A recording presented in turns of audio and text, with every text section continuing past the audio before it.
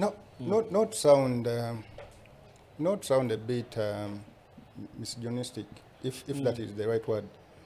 Why is it that people on a graduation, especially women, prefer to have some bit of short dresses? Is it some sort of lifestyle? Is it a fashion choice? What is it about? Graduates, they have long gowns, but then Can you tell us? underneath the gowns. No, I think it's just comfort. You know, someone just takes choice in what is going to look nice on them, and then they go with it. What we've been to be banga, it's a bit disturbing, but it's okay. It's okay. You think You're think talking it is about you think it is- a bus dress? I just said short dresses. Oh, okay. I don't want to point out names and all that. But Bridget was smart. You think? Yeah. Good. She's All the right, only one you guys. saw. Welcome to welcome to today's edition of the Weekly Host. Of course, the weekly host is not around, as you can see. Dennis is a bit away, doing some association work in Fort Portal, and I'll be sitting for him in this chair or in this hot seat as the host. I'm not going to have any hot opinions today, any hot takes. My name is Franklin Kawowo, and I'm joined by usual suspects, Edwin Kayokule, and Man. Joseph from home. I think you're I getting it I right got it now. right, yes. Mm. Guys, how are you? It's been a whole week of things happening. I want to start with you, Edwin. Yeah, it's been a good weekend. I stepped out of Kampala just a bit, and I returned with lots of energy and positive vibes because it's been a good weekend.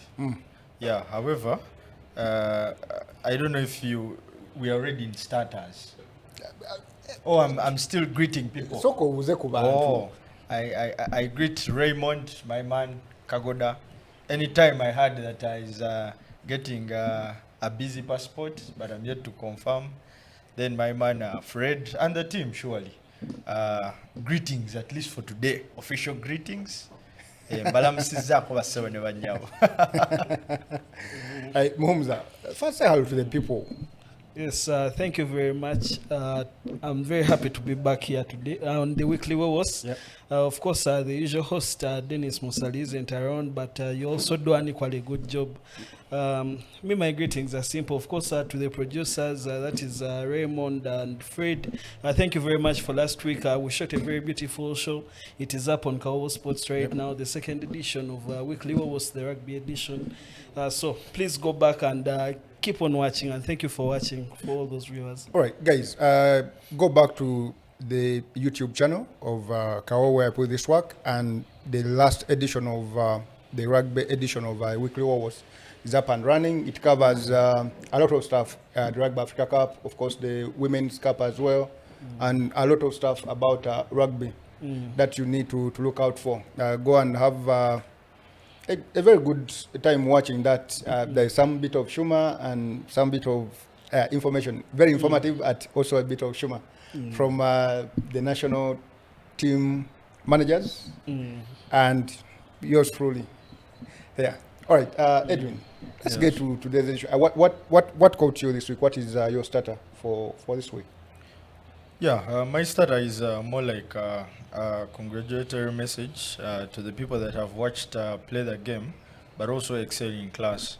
And this goes to former members of the UCU Canons, that is Peter Sifuma, as well as Namvubia, Shakira. Then the lady who is still moving it with the Canons, that is Bridget Abar.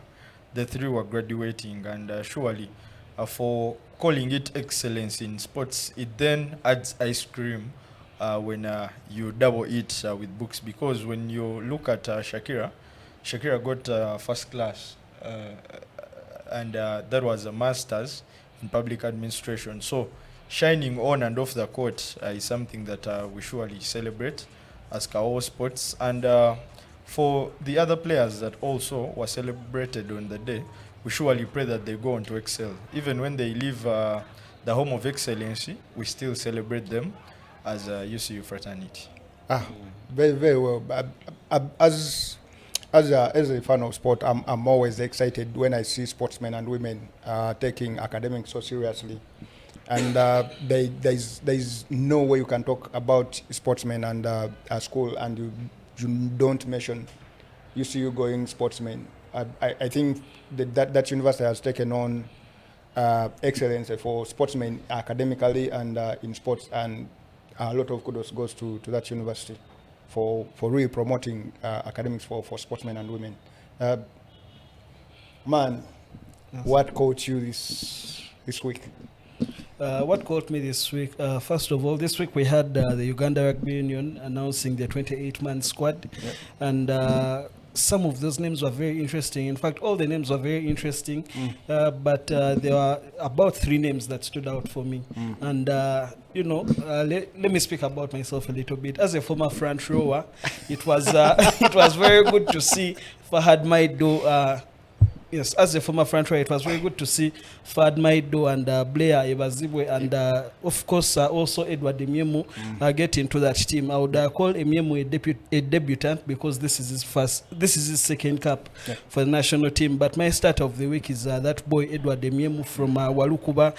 We all know that Walukuba is a very well coached team, especially in the backs, and they play very good backs game, expansive game. But for a player like Emiemu who plays in the park to come out of that team and go to the national team, it's actually amazing. And the other thing that makes it like really amazing is the fact that the national team only called 2 hookers in that squad. So previously we'd have like Faraji Odugo, and you have Nathan Bwambale somewhere, maybe Ronald Kanyanya and Jude Joko somewhere, but this time around we have gone into the tournament with only 2 hookers, and the third option being Chiaga, who is home, so he'll probably be called in case anything happens, but we hope nothing happens. Okay. Would you say that Edward has arrived, given that as a country, I think we are short on quality hookers? I mean, when you have a league in which a youngster at Eden Sylvester was one of the best hookers in the league, does that say something about our skill set, especially as far as hooking is concerned? As you've highlighted, hooking is a general problem throughout the whole league. But for this case, when you get a player like Edward Emiemu, not the biggest in size, but he's actually very strong. He's a very strong young man. He's a very good thrower, which I feel like that is very important, because for a hooker, those are your basics. Are you able to hook that ball in the scrum? Are you able to throw that ball in the line out? And if at all he's able to do both those things, I wouldn't look at size. I wouldn't look at experience. I would definitely play that boy. Very well. That is just a starter, guys. We want to get to the gist of this matter of today's show, and I want us to start with what happened in Hoima over the weekend. Moses Magogo was, of course, voted unopposed to be the FA president until 2029. Edwin, let me first get your thoughts on Magogo's continuity at FUFA and what his reign has been like, and what you expect in the next 4 years with him still in charge of football in the country. Of course. Like we know, the most hilarious thing in the 4th term of Magogo is that for all the terms he has been voted as president, all of them come in that he's been unopposed, and so that rings doubts to say, okay, is he the only man that understands the game, or is he the only man that can be the president? But we leave that for God, and we say maybe sometime. But things are beyond you now. some things are beyond man. But when you look at the 3 terms, there are things that you will call positives, and then there are things you will talk about and say, okay, these have been ignored. For starters, you want to appreciate the man and the team for branding football better. When you talk about branding, I think there is no sport that can reach the level of FIFA when it comes to branding. Yeah. The social media pages are always active. You're going to look for photos, and they're going to be all over the place. Yeah. They will always try to profile their players here and there. Yeah. And it's always easy to get information, more so if they want you to get it. Yes. If they don't want, it will be hard. But if they wish, then you will get that information. And Yeah. we appreciate that. Then when it comes to also letting people know about the game, Yeah. I think that is something they've done. Yeah. To an extent that they've even ventured into a media business. Yeah. That's how much they are hungry to let people know Yeah. of what they want. But the challenge still goes to how FIFA is communicating with different stakeholders, more so the ones they call to be outsiders. Yeah. I believe these are the people that matter most to the game. Yes, as a president, you're going to work it out, you're going to say what and what, but you cannot get the money that you're getting as FIFA if you don't have the numbers. Yeah. And I do think as FIFA, they still need to appreciate and speak more. When today morning, I happened to follow in a certain screenshot whereby a certain Patrick Chikonyogo was into You had to slide an it in. exchange. Yeah, I'm talking about the branding, the Yep. branding part. And this is a name that we've always asked ourselves, but who is Behind Patrick it. Chikonyogo? Yep. And so, all over the place, in the replies, we see the man Hussein. So, we still don't know if that is AI. We are yet to confirm. We don't know if it was pirated. But if it was true, then the Uganda saying comes to play that Nakuzomu bizivera meka. Ana. Zibana. So, we might now know who the Chikonyogo is. But now, those are the people I was talking about. That while FIFA is doing a lot Yeah. to brand themselves better, Yeah. there are also people that are painting a wrong picture. Because last month, we saw someone ask something about crested cranes. Yeah. And then you, all of a sudden, you're going so hard on a fan. Yeah. These are people that are going to be part of football. These are stakeholders that we need in the game. Yeah. And if you want football to grow, then you've got to answer to the hard questions, but also simple questions. So that is something I think FIFA can still improve on. Then the other is about our leagues. Yes, the national teams are now funded well. It is very hard to hear that a national team has missed a tournament, or they have missed a flight, or the coach has taken months without being paid. Of course, the thing of not being paid is still with the referees, but when you come to the coaches and the players, at least some things have been put better. But I think FIFA can still do one or two things to improve the figures of the game. When you look at the money that is taken by the person who wins the league, that is just 60 million. I don't think teams are going to throw it out and say, no, we are putting in everything just to fight for 60 million. And I can tell you, Frank and Manny, we all know in sport that if the prize money is quite heavy, then the input is much. Yes, you'll come out to say, this is not the money that is going to run what and what, but at least you give a reason for competition to get better. We've all seen what can happen if at all teams are better. We all saw the Express that was being funded by Betpower. You saw Betway. They were very different. Yeah. And just in one season, they managed to take the trophy. Yeah. So how about money can be improved when it comes to a game? When you look at the billions that are given to FIFA, why not say 2 are given to the league? You can split equally and say, as FIFA, we are giving 50 million to each team, because you're the same body that brings these licensing, these requirements of license. Yeah. So you're telling a team to have a good pitch, you're telling a team to have a fence. Currently, they have told coaches to go in for CAF A. CAF A. If you don't have CAF A, you're not going to be the head head coach. coach, no. So if you're asking for all these requirements, you can say, no, we have something small to help you run the club. So start from this and then go. I do think we still have lots of talent, but if we improve on our experience as the leagues and what, I do think we can still build more talent, but also grow our league at large. We can manage to pull names from West Africa, names from but not bringing old players. A person has 38 years and is coming to rest from Uganda only because we are trying to tap in. We can still get young talent that is going to boost our league, and all of a sudden, everyone will benefit, because if the league grows, the clubs also benefit, because people are going to come and watch games in high numbers. Sponsors are going to come in, and all of a sudden, we are going to see a better vibe. So, yes, the man talked about saying he's going to improve club football, but we want that improvement not to only end in words, because they can all of a sudden say, no, we are going to train CEOs. Never to fade it out. We want money to come, because money is there, but also if we put in money, then money is going to expand money. Gwe tugenda kuyita mu gundi mu ejemenda ko twaga amagezi, but Joseph, of course from an outsider you're not that deep into football, but what have you seen from Magogo's reign that you think ticks some of the boxes from a sports administrator?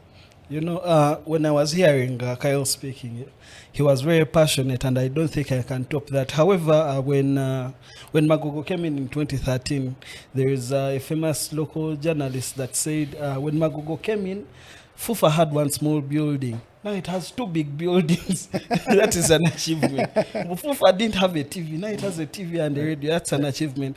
But some of those things are meant to happen naturally as time goes. Of course, you're supposed to grow.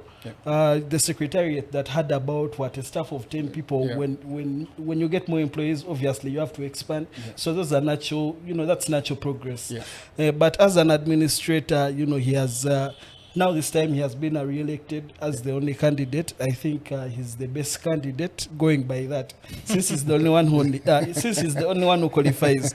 But he always emphasizes branding and the product that is the Uganda Cranes, and I think that is a bit of a weakness, because the Uganda Cranes is largely supplied by players who have grown up here, who have started their careers from Uganda. So maybe the teams need to be looked at, the structures need to be looked at, the age grade structures from schools to academies and whatnot, they need to be looked at. But yes, that's a win for him. The branding, coming up with all these initiatives like Janzi, of course, the FUFA Media Services, all those are wins, and the national team as well, getting people to go back to Nambole. So all those are wins. Excellent. Edwin, of course, since the passing of the former executive member, it was until the weekend that the place was filled, and Dr. Taiwaza comes in on the executive committee. I mean, now it is now 3 women on that executive committee. I mean, in terms of performance, I mean, how would you assess the performance of, obviously, of the 2 members, the 2 female members that have been on the committee, and the kind of impact that Dr. Taiwo is going to bring on the executive? Yeah, the doctor's been around. It's just that this time it was an official announcement to let the public know that this is a person that took over the place of Darius. But you see, sometimes when replacements come in, some of us want to ask ourselves, is it like for like? Are you saying brick for brick? But this time round, it goes in for the gender card, that women have been empowered more. And this is something that FIFA is asking upon federations to do, that include women in the leadership. And I think whenever you see anything doctor somewhere with us, you want to say that this is someone qualified, most when it comes to the academics. And football has largely lacked such people, people who are learned. Because even when you come to our students or players that we think play for schools and go to class, when you hear the grades that they get, they are very miserable. And even so, if someone helps you to go and sit for papers, but we've seen many who go to class and the time of papers, they disappear. So when we see someone that qualified coming into football, you believe that is a plus. Then when you talk about Florence Nachiyinji, Nachiwala, that is a lady that many women will be proud of, because she is always ready to talk to people who don't support FUFA. And at FUFA, there are very few people who are like that lady, that if one is against what FUFA plans or what they say, then they normally see them as enemies or even people that hate football and what. But Nachinji is still one of the few people that can still talk to anyone freely. The other thing is that she has been there, at least to see that she empowers female players. Just on the recent ceremony where they were serving awards, we saw that she empowered female footballers, to be exact, to venture into businesses but also study, because she clearly told them that football is just for a time. You're going to live, you're going to get done with football, but you will still have a life. So it is always better to put yourself together. So if you have such people that the female footballers can look at and emulate, that is quite a good figure. But also, when you look at that EXCOM, to be exact, it is quite fast spread. You have people from all over the different regions. What they are going to discuss, I might not be sure, because I'm not even sure if what they discuss is implemented. Because when you look at most of these AGMs, it is more like when you're singing and then you wait for the chorus, where you are not sure of the stanzas, but you know the chorus. Then because when you looked at the submissions, they were just vote yes or no, yes. So it is. So I think when you look at the regional representation, it makes sense, and people will surely feel included in the leadership of the game. Okay. Again, just let us, I think, move on from from FUFA and talk about the national team. Of course, we are preparing to host CHAN next month, and the team, the Uganda Cranes, has been trimmed down. And surprise, four league captains, 3.5, have been dropped from the team. You're talking Emmanuel Waswa of Express, my own Express. Of course, you're talking Kalisa from the Champions.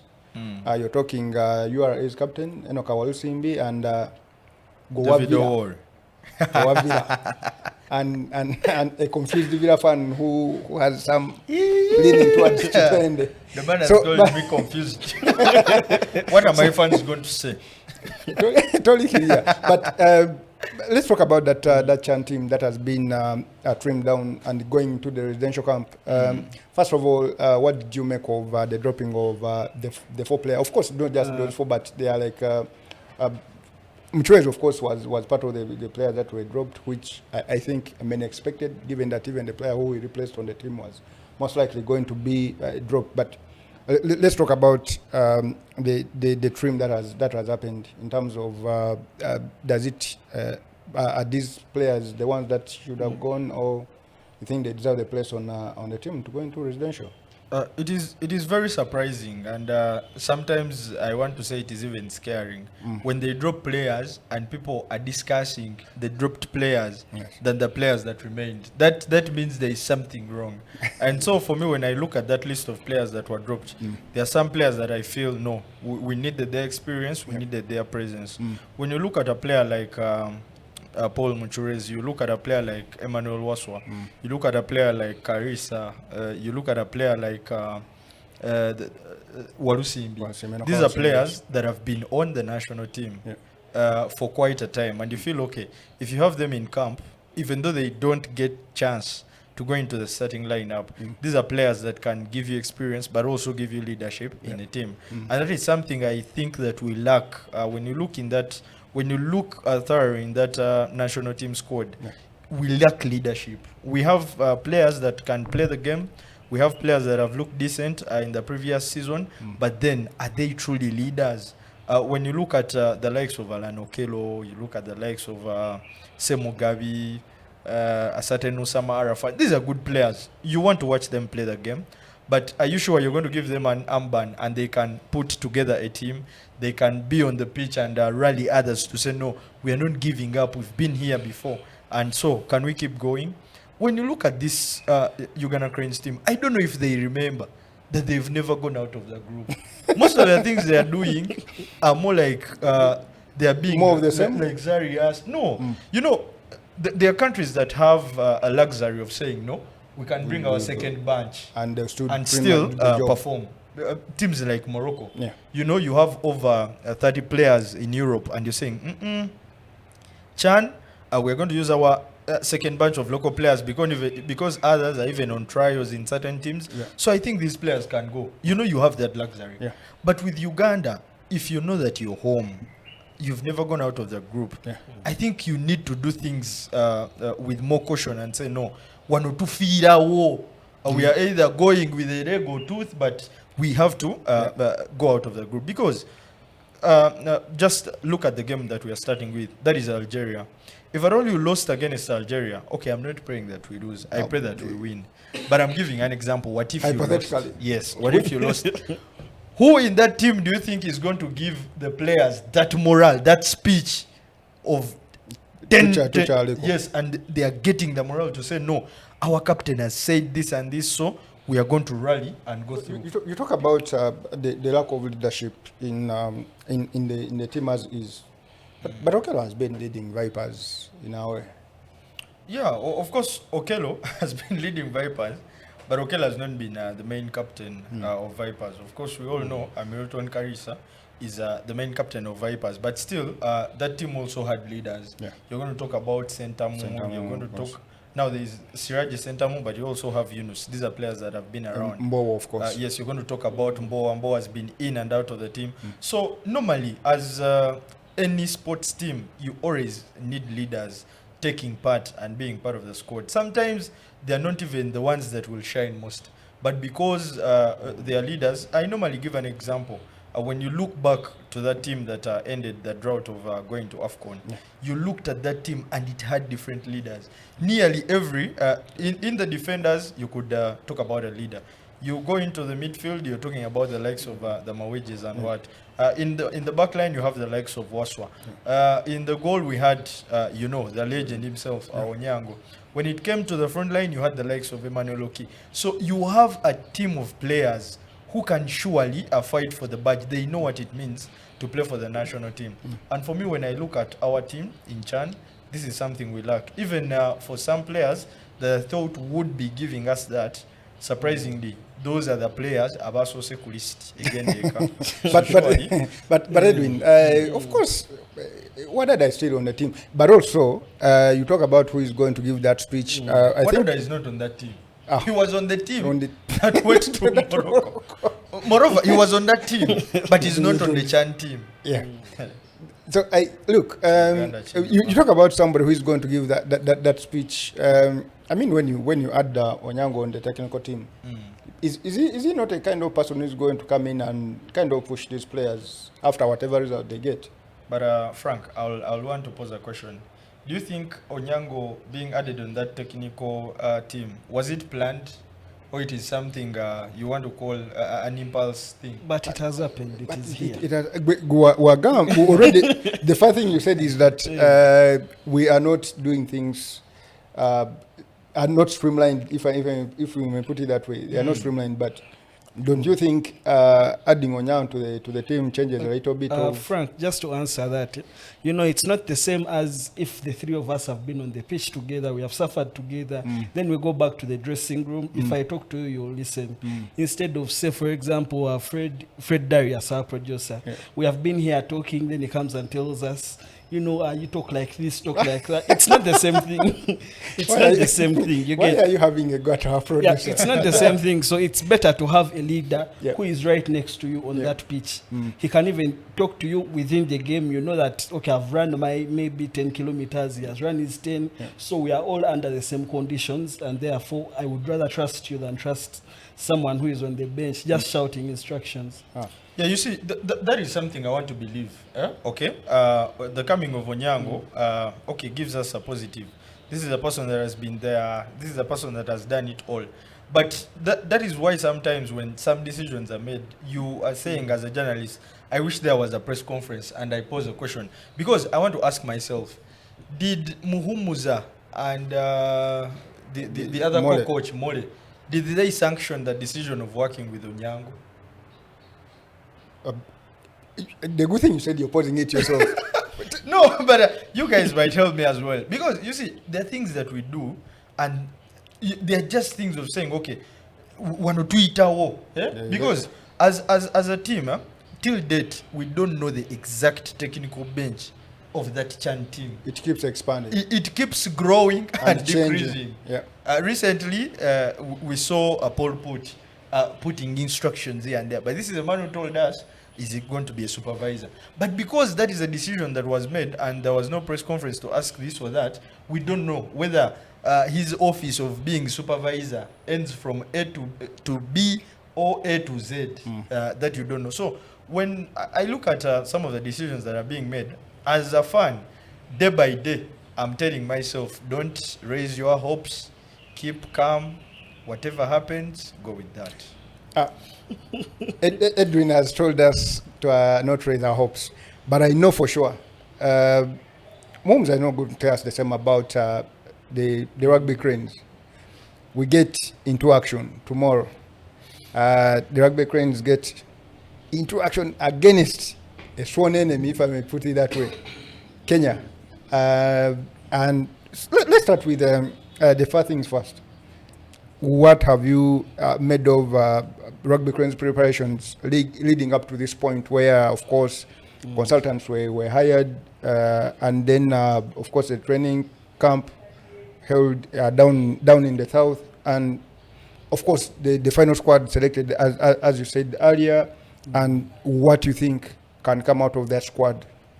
You see, first of all, we were here about a month ago. We were seated here and I was telling you that I absolutely have no hope in that squad. But now I have to change my opinion after seeing the preparations that those teams have gone through, after seeing the dedication that the team has put in, especially on the coaching end. These coaches, these high performance consultants, as they want to call them, but the reality is they are the head coaches. But they just don't want to state it like that. So these high performance consultants that they brought in, Nolis Maraish, he came in when he came in February, and he has been monitoring the players. He has been selecting those players, the ones that he's going to use. Then, of course, Zane Kitchener also came in, a former Springbok. He's helping those back three, and I'm glad that we have such a high-profile person who is coming to, work with players who are also teachable. Very wise players who are in those roles. Chisiga, Kasito, Philip, maybe even Muhammad Haruna somewhere in there. Okay, even if he's not in the 28, but I'm sure he has picked up a thing or two, knowing when to kick and why to kick, not just throwing dummies and, bring pressure upon his teammates. But yes, the preparations that began in February, they have been training every day at 6 a.m., from the larger 45-man squad to the 33 that went to South Africa. They played those 3 games. Those are 3 trial games. And when we were speaking to the coach on Saturday after that open media day, he was telling us about that game that they played against the Pumas, that 102 result game. The massacre. That massacre. He was talking to us and he said, first of all, personally, I didn't believe in, getting that sort of opposition, because if at all you're training for a war against Somalia, then you test yourself against the USA. It doesn't make sense, because also the Kenyan team was losing to the Springbok under 20s down there. So that's a very different level from our level. Sorry, my bad. But so they come back, and then the coach is telling us that the players needed to be tested against those, those sides, and especially that Pumas side. He said it was a very tough game. That game really tested the players both physically and mentally. And, he was saying that he was impressed with some of our players within that game. He was saying, for example, a player like Ian Munyani, even if the result didn't go our way, Ian really put his hand up. During that game. Then also I was hearing from somewhere, a source I won't mention, that maybe that is the game that made the difference for Yasin Waswa, whether he was in the team or not. That's the game that made the difference of whether he's in the team or not, because I was told about incidents within that game where he was caught on the ball very many times and, punished, thumped, and then he totally switched off after that thumping. Of course, it's not just Yasin, but our number 10s carry the ball a lot here. And when you're playing against sides like that, or even in other experienced side, they're always going to target a number 10 who carries the ball. But before you talk about the nitty-gritties and the details of the team, let us first look at the squad that was summoned, especially the forwards, where it is very unusual to name a squad and you have just 2 hookers. First of all, it's very unusual to name 2 hookers on your team, on your tournament team, because World Rugby states that in those specialist positions you're supposed to have options. Yes. So usually teams take about 3 hookers to a tournament, or if you like South Africa, you can take 2, then convert a flanker into a hooker. Yes. If you have the luxury of knowing that much rugby. Yes, but in our setting, you'd ideally need 3 hookers, so that on game day you can use 2 and have 1 extra one. However, if at all a player in that position gets injured, then it's very easy, it's very easy, since we are even home, to summon a replacement, then take that player out of the squad. So the replacement would ideally be Chiyaga of Kyle's Rhinos. Ideally, that would be Chiyaga coming into the team. But when you look at the 2 hookers that have been selected, obviously they're going to play all the games, but also those 2 hookers, in my opinion, their heads and they're way above Chiyaga's level right now, because even at club you find Chiyaga playing prop sometimes. So I guess that is one of the things that informed the coach's decision in taking those 2 hookers. Then the other aspect of the front row is that they took 5 props. That is, of course, the starting ones, Santos Sentes and Fad Maido. Then also the debutant player, Ibazigwe. Then Sol Chivumbi and the man who doesn't carry the ball through 3 meters. And the surprise, Collins Chimbowa, who also comes into that squad. He hadn't been training with the national team before they went to South Africa. And most of us are surprised that he's in that team. Going up a little bit, how good has been, or has he been, Julius Opio, to take over that number 4 jersey from, he's stepping into some very, very big shoes. Charles Uhuru made that his own. How good is Julius Opio, and what kind of player just tell an ordinary rugby fan how good that boy is? You see, for an ordinary rugby fan, even for any sports fan, even if you're not a rugby fan, there are some basics that you'd expect from your number 4 look. First of all, Julius Opio, he has the height. He's a very good jumper in the line out. And of course, you tick those boxes for the set piece. Then when you look at the other aspects of the game, say attack and defense, he's a very good ball carrier. And of course, he's a good tackler. Usually, all the boys who play their rugby up country, they are very good tacklers. I don't know why. But when it comes to them, naturally, that they are very good tacklers. So Opio is a good jumper. He's a good tackler. He carries ball very well. So he's a very easy choice in that squad.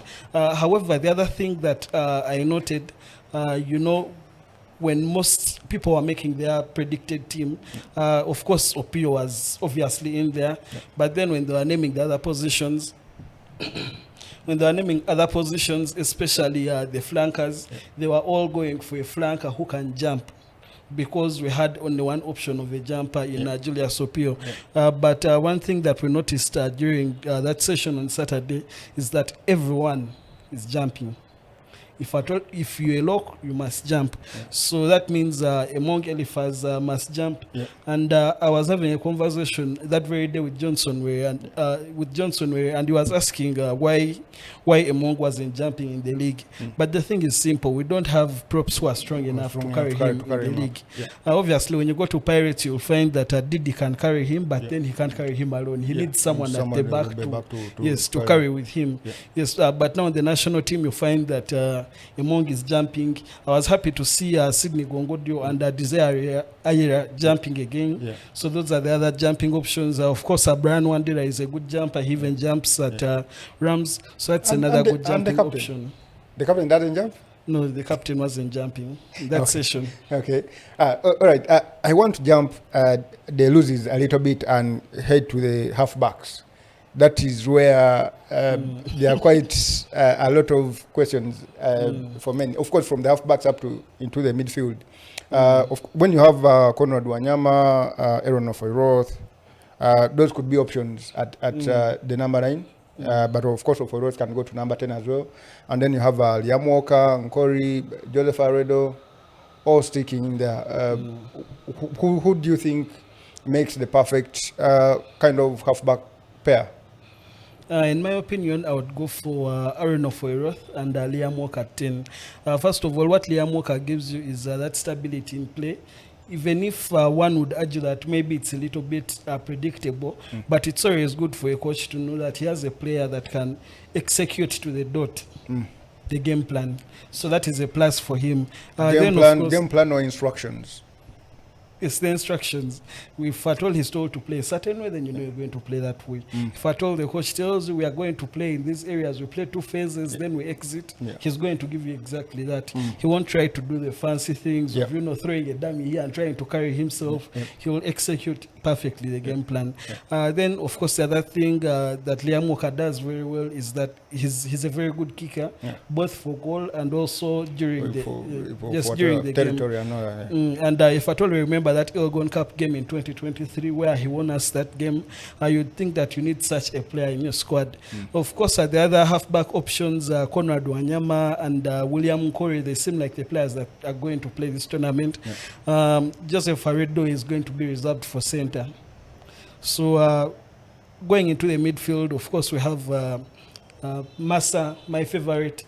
We all know what Massa does. Yeah, by this point we all know what Massa does. But the other options in that midfield, of course, the coach was impressed with Ian Munyani, so I'd expect Ian Munyani to be in that squad. Then Philip is likely to play center. But you just said Ared. But yes, Ared is also in there. I mean, we're looking at their deals. Of course, in that training, you saw Philip as if a number 12. But in your ideal, what would you prefer? Would you prefer Philip at the back? Would you prefer him at the wing, or you like him in the midfield where he's been trying out? Actually, I was surprised with that sort of arrangement. But when you put Philip in the midfield, that means you'll open up an extra spot at the back. And that spot, obviously, right now, Adrian Casito is the best option there. Of course, we have Timothy Chisiga as well. But when you're considering attacking from the back, then you'd highly consider Adrian Casito. But the other player that really impressed the coach, and it is very evident, is Cloud Otema. So Cloud Otema is going to be playing in that either 11 or 14. Chisiga the other wing, then Adrian Casito at the back. Would you not prefer to have Chisiga at the back and Adrian at probably 14? They may probably do that, especially in defense when we don't have possession, because we know they are both very good fielders. So whoever can slot in that position, I will always slot in. When they are doing there is that technical thing called the seesaw. When you're in defense, and then switch. So your 15 goes, then your 14 comes, or your 11 comes. So I believe that with the way they are going to set up that back three, I'm very comfortable with that back three. Maybe the only question that would be there is for Cloud Otema, but we all know that Cloud is a very big boy. He's fast, he's strong. So you don't be worried about Cloud exiting. He'll exit with his body. Once he has that ball in hand, he'll just have to carry it. You don't think of him maybe having the skill set of Chisiga to kick back, maybe for touch or anything like that, but you'd ideally expect him to do very well in that position. I mean, before we move on to the opponents, what would be like your ideal 15?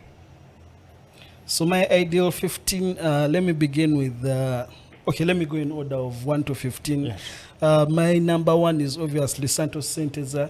Then I love Emiemu, but I will have to put Nathan Bwambale in there because you want to begin. Experience? Yes, for the experience, and also, when you're going to play against a Kenyan pack that is that heavy, you don't want to begin with Emiemu and then tire him out in the first 20 minutes. Ideally, it would be better to give you those last 20 minutes when Nathan has given you the 60. But my number 1 is Santos Senteza. Number 2 is Nathan Bwambale. Number 3, of course, Fad Maido. Number 4, Julius Opio. Number 5, Emong Elifaz. Pause a little bit there. You talk about how you don't want to play a small pack. Is that what you're basing on, to have Emong ahead of Sydney, for example? Yes, that's what I'm basing on. To have Emong start in that game. Ideally, you would want Emong to come in the second half to seal the game for you. But the national team has been having that crisis of starting games very late. So it would be better to start on the front foot, get in those tries, and then the finishers come and just seal the deal. Instead of the finishers coming off the bench to sort of grab for you that win from the jaws of defeat. Yeah, so that's why I'm starting with Emong. Those are 5. Those are 5. That is the tight 5. Then the losses is where I have a few questions because I believe the captain isn't fit enough. I don't know anyone who recovers from a head injury in 3 weeks. And we saw him getting that head injury against the Namibian side. And that was about 3 weeks ago. But now he's fully fit. And being the captain, he'll have to play. So I would play him at that number 7. Then I put Chidega at number 8.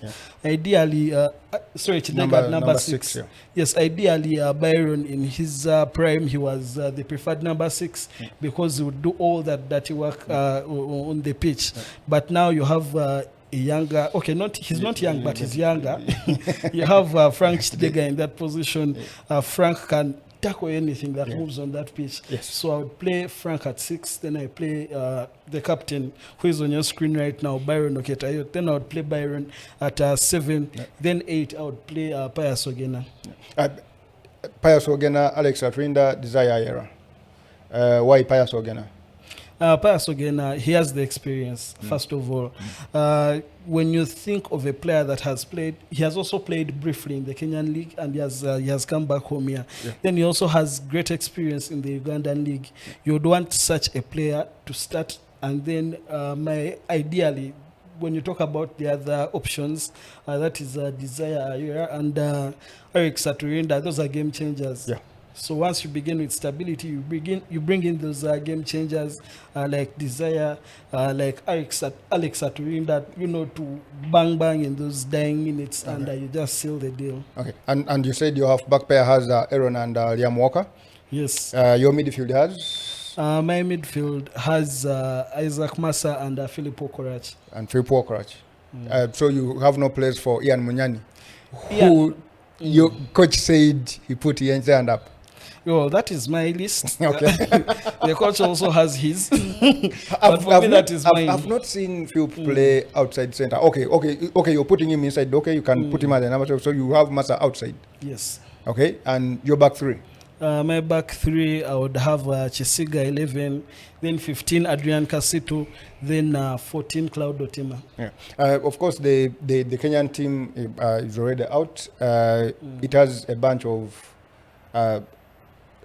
tough guys who have who won the league with Cabras. But first, in this moment, what do you make of that Kenya side, and what do you think Uganda's chances in that game? Uganda, before I talk about Uganda's chances, that Kenyan team, of course, has 13 players from Cabras. The team that is going to begin tomorrow, their whole front row, Ephraim Odo, Eugene Sifuna, they all play for Cabras Sugar. And of course, their captain also, George Nyambua, he also plays for Cabras. So that whole pack has about 4-5 Cabras players plus 2 others, but they also have some debutants on the bench who will come into that pack. David Bondoki, who plays his rugby in South Africa. They also have a certain player from France, but when we go back to the game day squad, they have some experience in there. These are players that have played at this level multiple times. When you think of a player like Brian Wahinya, he plays 9, but now he's coming as a fly half. He has also played 15. You think of scrum halves like Brian Tanga and also Asati, who have played on the Sevens International Series. Unfortunately, they do not have Belda Dogeta, that big winger who is actually too fast for his size. But there is Chao. Chao did things to us last year. Oh my God, that winger. Then, of course, they also have Walter Okoth. Walter Okoth is that center that is actually bigger than his our flankers. Flankers are small. Our flankers are naturally small. But even our looks, Walter Okoth is as big as Emong Elifaz. and that is the man you have running at you in that center role. And that's why I would want Isaac Massa in that position. Ideally, when you play Munyani and Philip, you're going to do very well on attack. But on defense, then questions will start to be asked. Okay, so what are Uganda's chances then? The chances are not slim. I do not want to jinx it, but I believe that Uganda is going to beat Kenya. I was talking to someone and I told them That's when the producer has to focus on you. So let me say this again. Uganda is going to beat Kenya. And this is how the game is going to go. The first half is going to end 17-10 for Kenya. Then we shall come back and win that game 25-20. Uganda is going to get a comeback against Kenya. Yes. And so you see Uganda in the semi-finals. So I see Uganda in the semi-finals. Probably Uganda is going to play Zimbabwe in that semi-final. Yeah. And Zimbabwe has really bolstered their squad this time around. They wanted it last year, but I think this year they want it more. They want to go back to the Rugby World Cup after almost 34 years. Yeah. So it would be good for them if at all they can qualify. And in order to qualify, they have to go through Uganda. Yeah. And of course, in the other bracket, the team that has always been at the top of the mountain when it is a World Cup qualifying year, Namibia. Is a route, you think? Yes, you could say that it is an easy route for Namibia because the side that they are, you would think that the only challenger that would be there is Algeria. But also Algeria last year came and surprised us. Yeah. Algeria was in the World Rugby rankings, it was very low. Yeah. Then it managed to beat Ivory Coast and also beat Kenya, to get to that final where they were actually humbled by Zimbabwe in that game. So you would think that Namibia has it a little bit easier on their end, having to go through, first of all, Senegal, then they go and then they play the winner between Ivory Coast and Algeria. Yeah. So we could ideally say that this strong Namibia side is already in the final. Good. All right, guys. There you have it. A picture of what to expect from the Rugby Africa Cup that starts tomorrow at Mandela National Stadium, Nambole. Games start at 10 a.m. and they go up to 4 p.m. When Uganda kicks off against our old rivals, Kenya. Make your way to Nambole. The tickets are 30,000.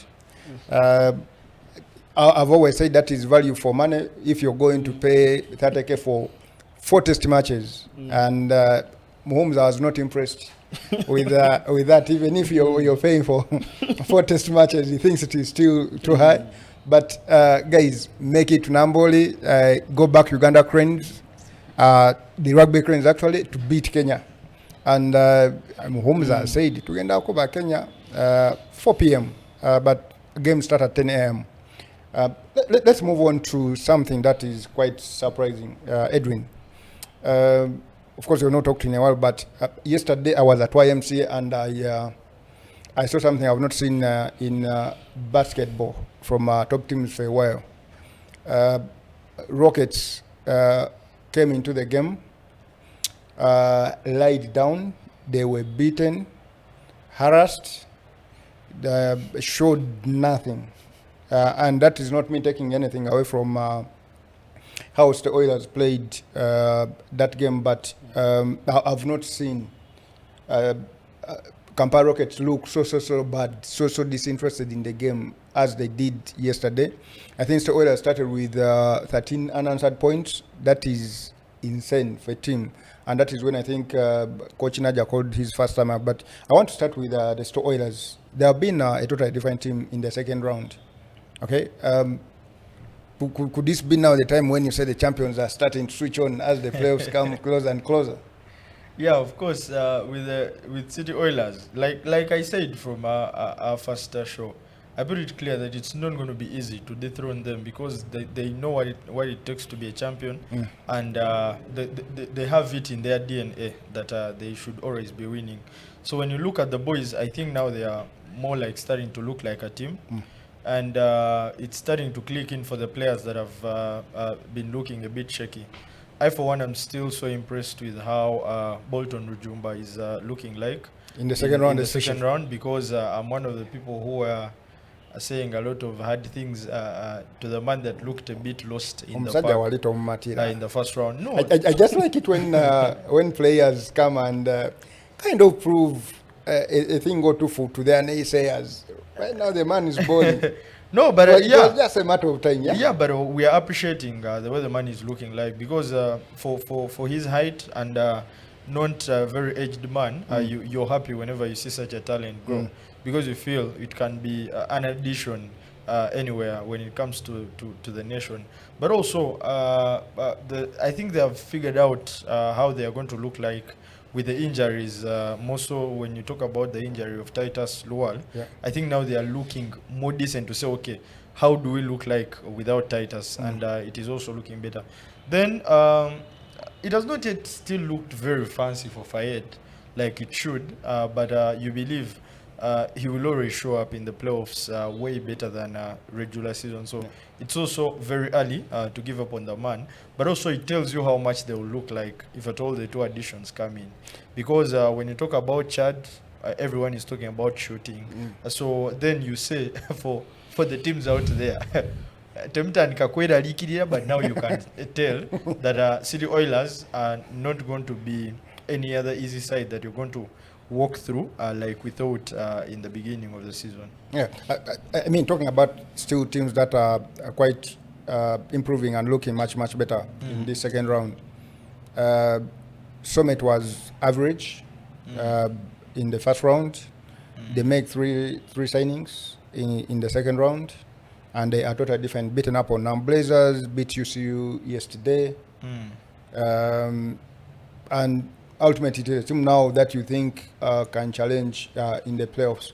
You think as they look right now, and how Nyembo, Tembo, and Cheng have improved this squad, and of course Sendaula is pointing the ball quite very well. You think Summit is a team now that can compete, say in the top four? Yeah, I for one have always believed that if you can have a basketball team that has three decent players, I will say three good players, it is decent enough to put up a good run. You can always add up average players to make it a good team. And when you look at the three signings that were added, these are all shooters of the ball, and so they will always give you a difference. If you watch the game against Namuongo, for our viewers there on Friday, you felt that each time Namuongo would get closer, a certain big shot would come from either Cheng or Tembo or Nyembo, and all of a sudden the Summit team would still run away. And that has been the difference even in the game against City Oilers. Whenever City Oilers were getting closer, a big shot comes in and then the team is running away. But also I appreciate how the coaches are handling this team.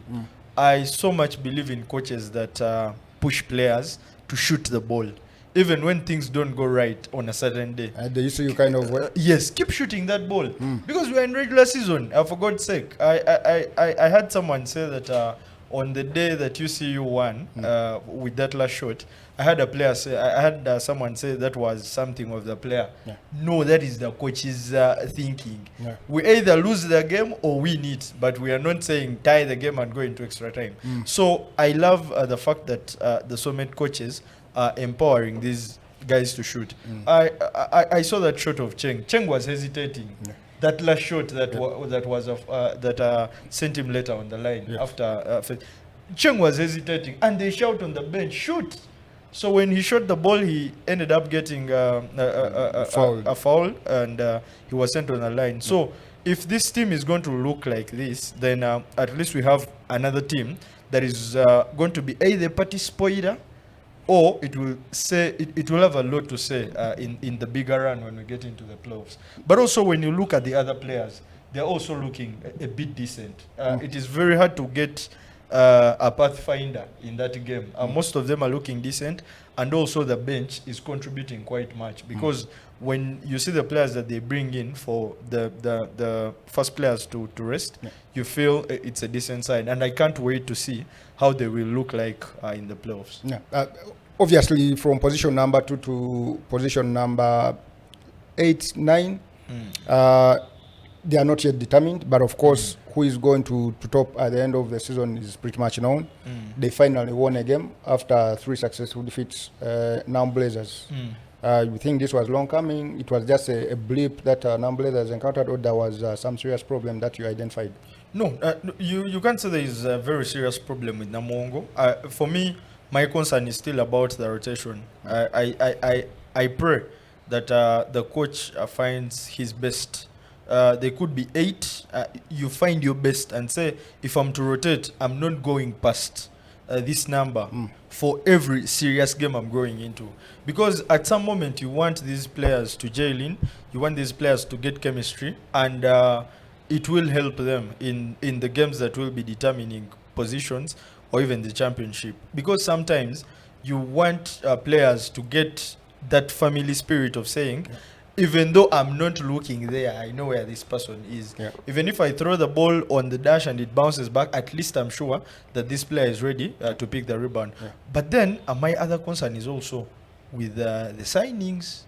They don't look to be very efficient, and I'm a bit scared. No, I'm saying I'm a bit scared for my Namongo fans, like they are, because there are very many. You see, when you bring in a signing, you want to see change. That's why you go to buy a new bulb when one is old. You want to see the room light better.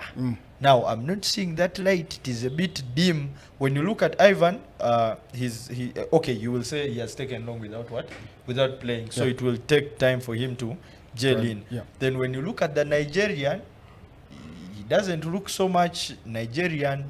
Then I'm waiting for the other player who has not shown up yet. No, I can tell you for the fact, Frank, if one gave you the Nigerian and then they put Nyembo here, whom are you going with?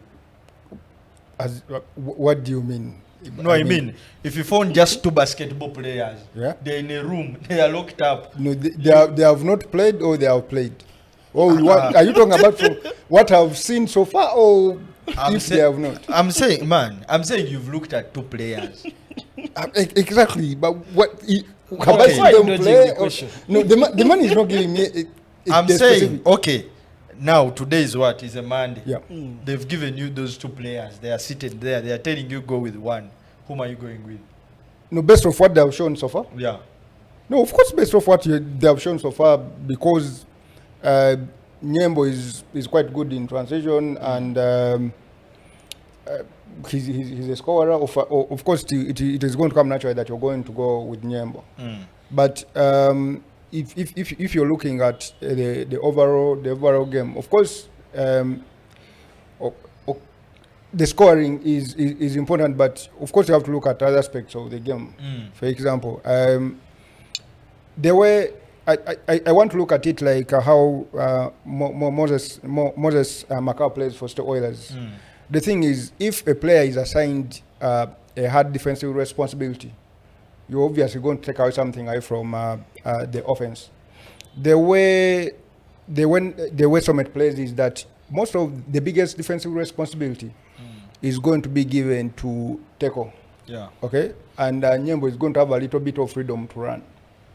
But if you are assigning the defensive responsibility to him, let's say you're playing against Oilers and his defensive responsibility is more Maka, of course he's not going to have the same production as he would on any other day because of the defensive responsibility. Now, these 2 players have shown up on different ends of the court.